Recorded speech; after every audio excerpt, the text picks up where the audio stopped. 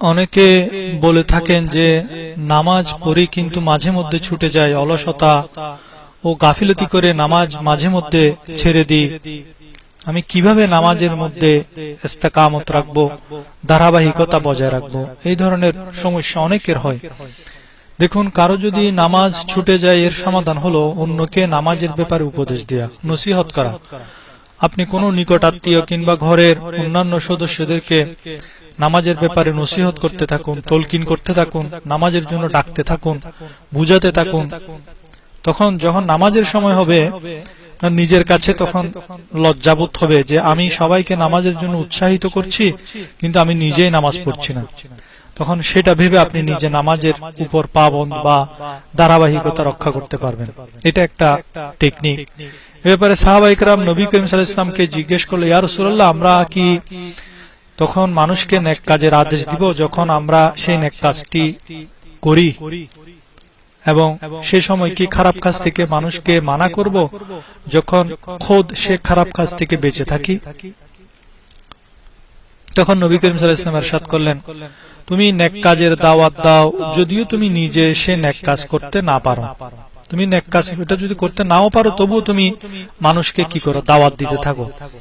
আর মানুষকে খারাপ কাজ থেকে বাধা প্রদান করো, বিরত রাখো, যদিও তুমি নিজে পরিপূর্ণভাবে সেই খারাপ কাজ থেকে বিরত থাকতে না পারো।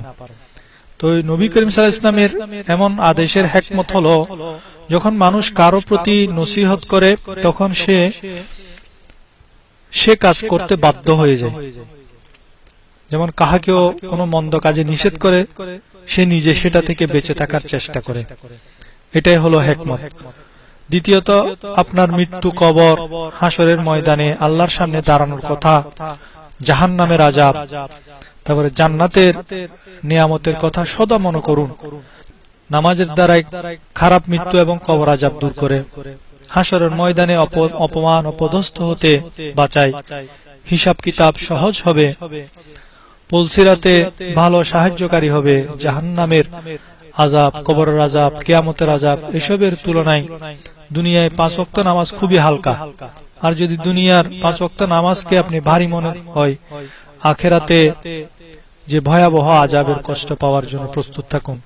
কারণ নবী করিম সাল্লাল্লাহু আলাইহি ওয়াসাল্লাম ইরশাদ করেন যে বেনামাজিকে যখন কবরে রাখা হয়, তখন কবরের উপর উভয় পাশের মাটি এমন ভাবে মিলে যায়, তার এক পাশের হাড্ডি অন্য পাশে চলে যায়। তেমনি ভাবে হাসরের মাঠে সবকিছুর আগে নামাজের হিসাব নেওয়া হবে। যদি এই বিষয়ে পাশ হয়, তাহলে পরের মঞ্জিল সমূহ তার জন্য সহজ হবে। আর এতে যদি সে অকৃতকার্য হয়, ফেল হয়, তাহলে পরের ধাপ তার জন্য রয়েছে আরো মহাবিপদ। অপর একটি রিওয়ায়াতে আছে যে বেনামাজির হাসর হবে ফেরাউন, হামান এবং উবাই বিন খালফের মতো কাফের মুনাফিকের সাথে।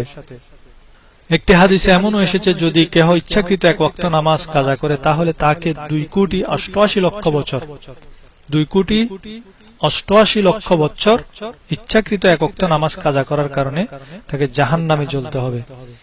যদি এসব বিষয় আমরা সবসময় দিমাগে রাখি, চিন্তা ভাবনা করি, তাহলে মনে ভয় সৃষ্টি হবে এবং সহজে নামাজি হতে পারবো। নামাজের বিষয়ে সকল কষ্ট ও অলসতা দূর হয়ে যাবে।